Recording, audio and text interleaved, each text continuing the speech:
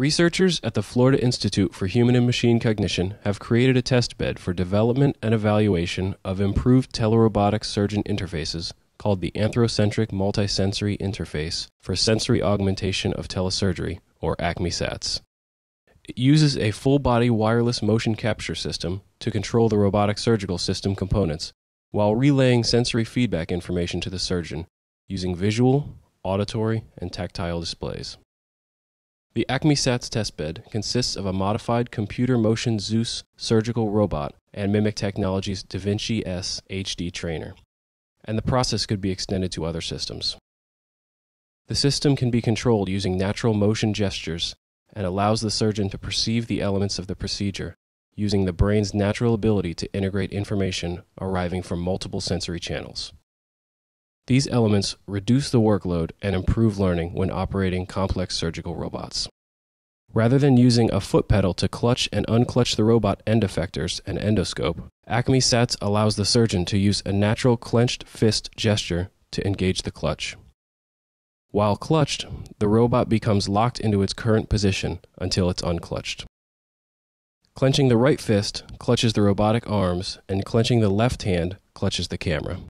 By tracking the surgeon's head in 3 dimensions, we can automatically change the orientation of the view camera based on the surgeon's head movements to create a dynamic viewpoint that provides perception of depth through motion parallax. Unlike 3D movies or stereoscopic endoscopes, ACME-SATS provides a dynamic, 3-dimensional viewing experience without special spectacles that naturally changes with the movement of the head.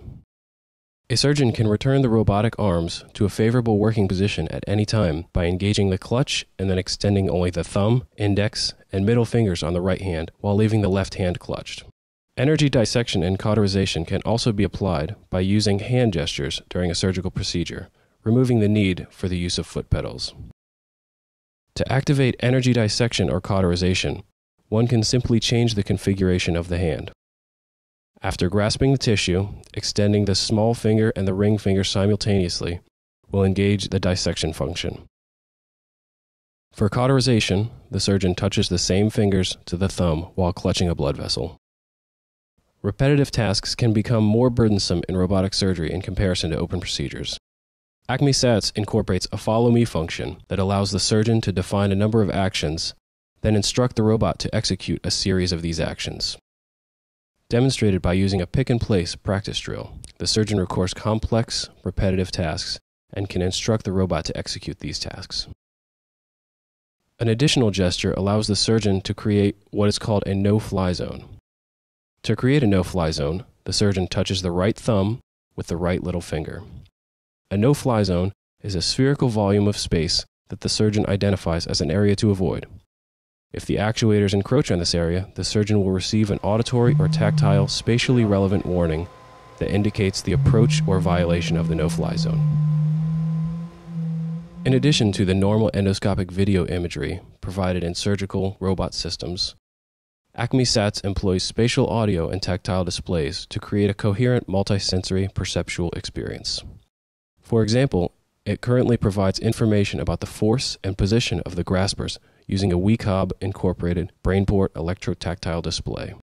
This non-visual interface transmits information via a high-resolution electrotactile stimulator that is placed on the surface of the tongue.